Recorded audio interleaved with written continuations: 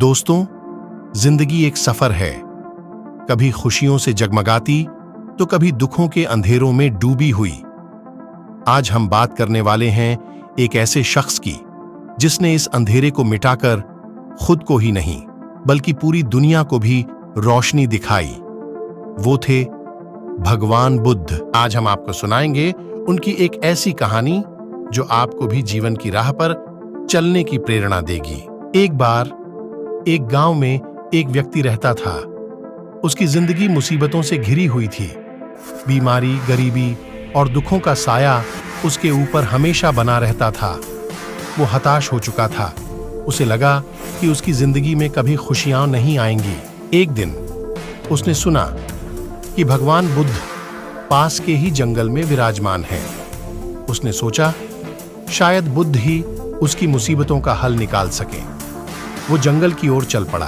बुद्ध के सामने जाकर उसने अपना दुखड़ा सुनाया। बुद्ध ने उसे ध्यान से सुना और फिर पूछा, बेटा, क्या तुम एक दीपक जलाकर ला सकते हो? वह व्यक्ति आश्चर्यचकित हुआ, लेकिन बुद्ध की बात मानकर गांव लौट गया। उसने एक दीपक जलाया और वापस आया।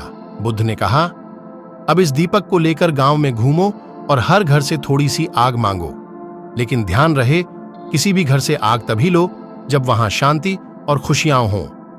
वह व्यक्ति फिर गांव में गया।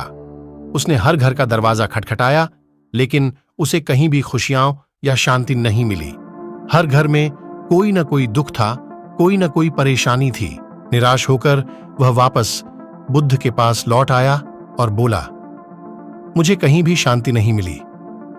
बुद्ध ने मुस्कुराकर कहा, बेटा, यही तो तेरी जिंदगी का सच है। हर किसी की जिंदगी में दुख होते हैं, लेकिन तू निराश मत हो। तूने हर घर से आग मांगी, लेकिन क्या तूने खुद अपने दीपक को जलाए रखा? वह व्यक्ति चौंक गया। उसने सोचा भी नहीं था कि उसका खुद का दीपक जला हुआ है। बुद्ध ने समझाया, बेटे, खुशियां बाहर से नहीं मिलती, वो हमारे भीतर ही होती हैं। ठीक वैसे ही जैसे तेरे हाथ में दीपक जला हुआ है, तुझे सिर्फ उसे हवा देनी है, उसे बनाए रखना है।